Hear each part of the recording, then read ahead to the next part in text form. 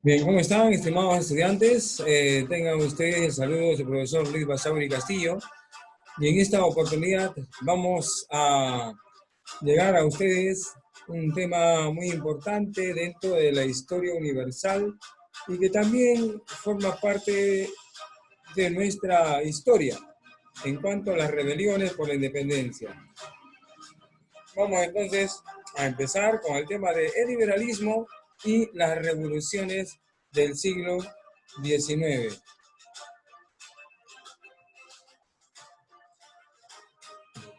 De esta manera estamos iniciando esta parte sobre el liberalismo en primer lugar. ¿Qué cosa es el liberalismo? El liberalismo es una filosofía política y moral que defiende a la libertad individual, a la igualdad ante la ley y también una reducción del abuso del poder por parte del Estado, en este caso de la monarquía.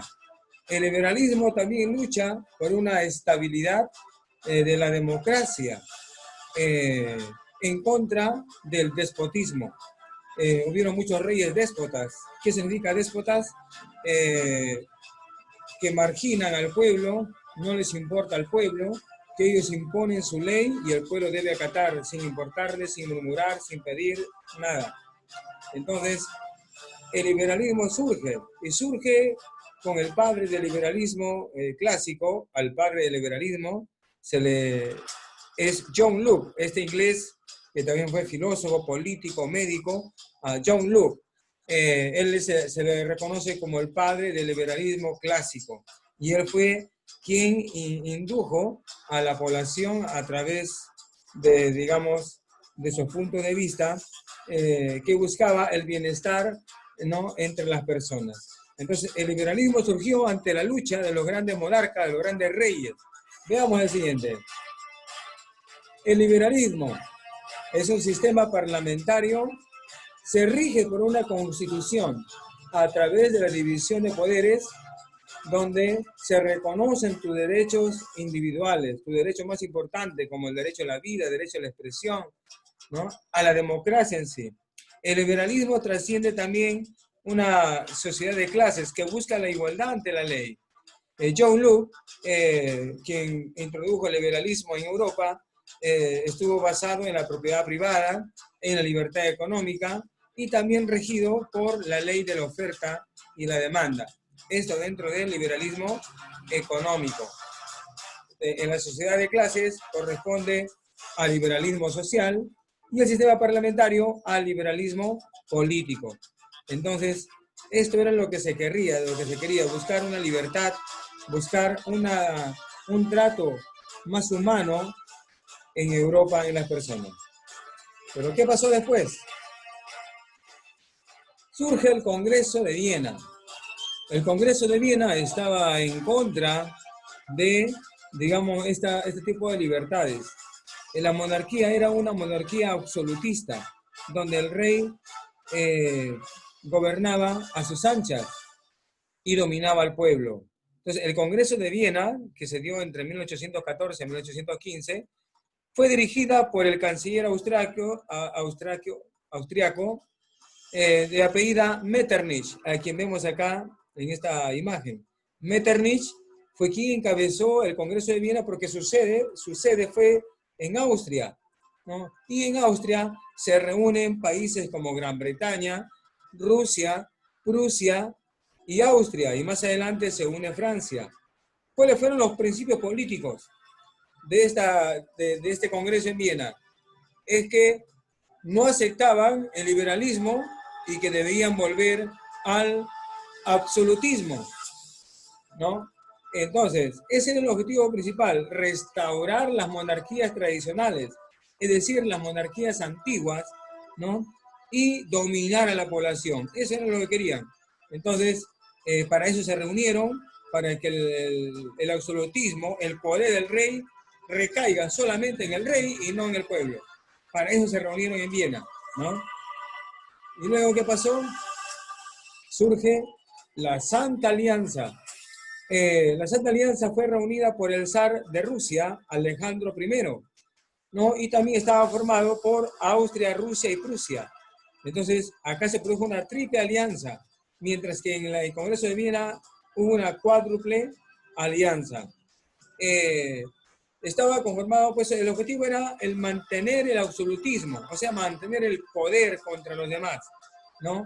Y entre ellos se unieron en esta triple alianza, llamada la Santa Alianza, Austria, Prusia y Rusia, en defensa del absolutismo, es decir, en defensa del esclavismo, ¿no? Entonces, hubo entonces una cuádruple alianza entre Austria, Prusia, Rusia y Gran Bretaña, y una triple alianza entre Austria, Prusia y Rusia. ¿Para qué? Para que retornar la monarquía absolutista. Y luego de esto, se vienen las revoluciones burguesas. Esto pasó lo que tuvo que pasar, porque si los reyes retornaban a su antiguo régimen esclavista, ¿no? Entonces el pueblo se va a levantar, van a haber muchos muertos, de hecho, pero estas revoluciones fue por causa de la inexistencia de derechos individuales. No había cobros exuberantes que se le daba pues para que paguen impuestos. Y ese tipo de gobierno monárquico y absolutista alejaba más a la población del rey. Entonces, también la iglesia tuvo, digamos, una complicidad con el rey. O sea, el rey y la iglesia se unieron para hacer de esta manera un trato inhumano, sin derechos, sin libertades hacia la población. Y en Inglaterra, los resultados fueron que se dictó una carta magna, donde la monarquía absolutista pasaba a ser una monarquía constitucional. ¿Qué significaba? Que el rey ya no tenía todo el poder. Había un congreso llamado la constitucionalidad, donde podían, un parlamento constitucional, donde podían ellos trabajar, llevar a cabo las riendas del país. Y el rey solamente quedaba, ¿no?, a expensas de lo que ese parlamento constitucional dictaba las leyes, ¿no? Entonces, eso se dio también en Inglaterra. En Francia también se derroca a la monarquía. Recordemos que la Revolución Francesa tomaron prisionero al rey, a su esposa y a sus hijos y le dieron muerte al rey, ¿no?, en represalia, después de la toma de la Bastilla en Francia, en esta revolución que hubo. Y se declaran los derechos universales del hombre en Francia. Luego, también sabemos que en Norteamérica se declaran los derechos del hombre americano, ¿no? Entonces, estas revoluciones burguesas fueron muy importantes para las libertades en países como Inglaterra, Francia, Norteamérica, Bélgica, que vamos a ver cuando son otros países europeos también. Pero, ¿qué es una revolución? Una revolución es un movimiento cuyo objetivo es buscar la libertad a toda costa, ¿no? Entonces, hacen revoluciones, hacen enfrentamientos, movilizaciones.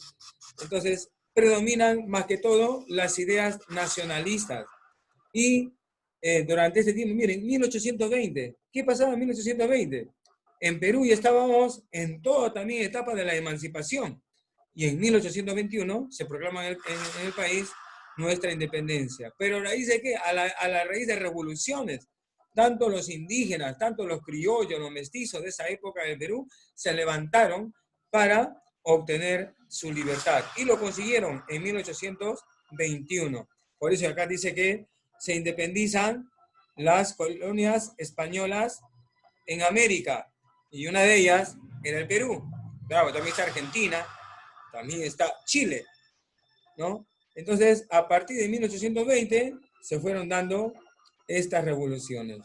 En 1830 ya el Perú era independiente, pero también acá tenemos un dato con Francia.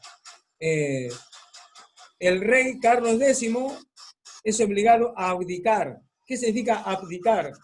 Dar el trono a otra persona. Y le dieron a Luis Felipe de Orleans, ¿no?, quien va a instaurar un régimen político liberal. Eso pasó en Francia. En Bélgica estaba en manos de Holanda. Y en ese tiempo, tras la revolución de 1830, Bélgica obtiene, digamos, su libertad, ¿no? Entonces, formó un nuevo Estado basado en una monarquía constitucional, siendo su primer rey constitucional Leopoldo I. La revolución de 1830 también le llegó a España, ¿no? Y pasó a ser a un régimen absolutista a un régimen liberal. Y de esta manera, pues, hubieron enfrentamientos, guerras civiles entre liberales y absolutistas, llamados las guerras carlistas. ¿Por qué carlistas? Por el rey Carlos I, el rey Carlos III, el rey Carlos V, así, ¿no? Entonces, España también pasó a ser un régimen monárquico constitucional que hasta hoy lo es. También Polonia, Alemania e Italia, también estas revoluciones tienen éxito, ¿no? Y esos regímenes absolutistas de poder de Rusia, Prusia y Austria se vienen abajo gracias a estas revoluciones. He ahí su importancia. También se llevó el ciclo revolucionario de 1848. Francia, por ejemplo, Francia, el gobierno protagoniza algunos hechos importantes donde Luis Felipe de Orleans prohíbe las reuniones políticas y el rey se ve obligado a huir a Inglaterra. Entonces, el gobierno provisional proclama la Segunda República y el liberalismo en Francia.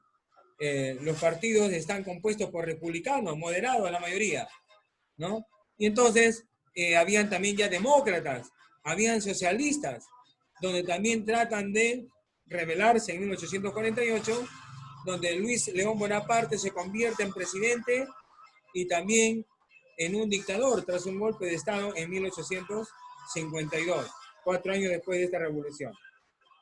¿Qué pasó con Austria?